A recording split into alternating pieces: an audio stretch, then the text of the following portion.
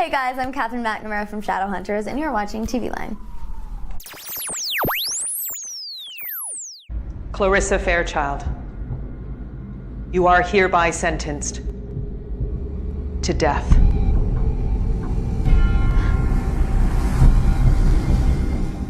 So when I first found out the ending of episode 8 with Clary being sentenced to death, my first reaction was, do I still have a job?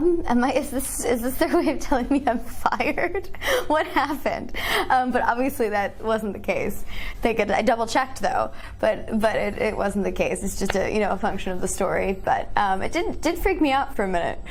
No, I actually think it's quite good for the character at this point, because she's been excused for a lot. She's gotten away with a whole lot of rule breaking and a lot of not heeding authority, and she kind of has to pay the piper. It was a really intense day shooting when we did the whole execution thing. I mean, first of all, we were on location in this beautiful, dilapidated castle kind of thing in the middle of the wilderness. It was gorgeous.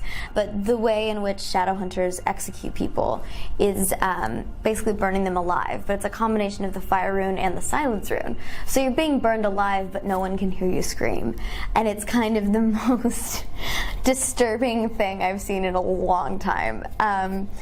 It didn't help also that on set they had these giant dummies of what looked like a burned human corpse, and they would just drop it into shot, and I'll never forget there was one shot of it where it dropped and the head just hit the ground just at the right angle where the jaw slacked open a little bit, and the thud at which it hit the ground.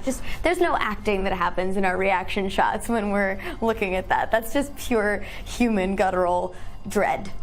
I've always loved working with Alan, but I never really got to do so in a big way until this episode, to be honest, because I was always off somewhere else doing something, trying to find him. He's just absolutely flawless actor, makes such interesting choices all the time, so fun to play with and work with, but also just one of my favorite human beings. You can't help but enjoy spending time with Alan. I mean, it had been a joke for a while of, oh, hey, well, we're gonna bring you back, because, that's what happens. You play the evil father and we kill you off and then bring you back for one more season.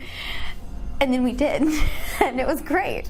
But I think I had a lot of fun, and it's sort of that missing piece that you never got to have of Clary and Valentine's relationship, because just at the point where they would have had those conversations, she killed him. So now we actually had time to, converse, even if he is undead. Yeah. And then I had to kill him again. It was a very fun ending to shoot for me, because I finally got to work with Anna Hopkins, who plays Lilith, who I think just does such brilliant work. You get to see these two powerful women that are polar opposites. You have Clary, who's kind of the warmth and the light and the force of good in the world, and you have Lilith, who is literally the queen of hell, who fights for death, destruction, and torture. But the very end, it's so gut-wrenching. As a character, as an actor, it's interesting to watch, though, because you see very telling things about each character's relationship with Clary by how they deal with her loss. And also having Clary be confronted with her one regret, which is finding out she has a brother, one final piece of family, one last biological link, and then being forced to lose him without having a chance to give him a second chance, without having a chance to even really connect with him in any real way. It's always a regret of Clary's, because of course she's the person to give everyone the benefit of the doubt, except maybe the Sealy Queen. But they have, unfinished business.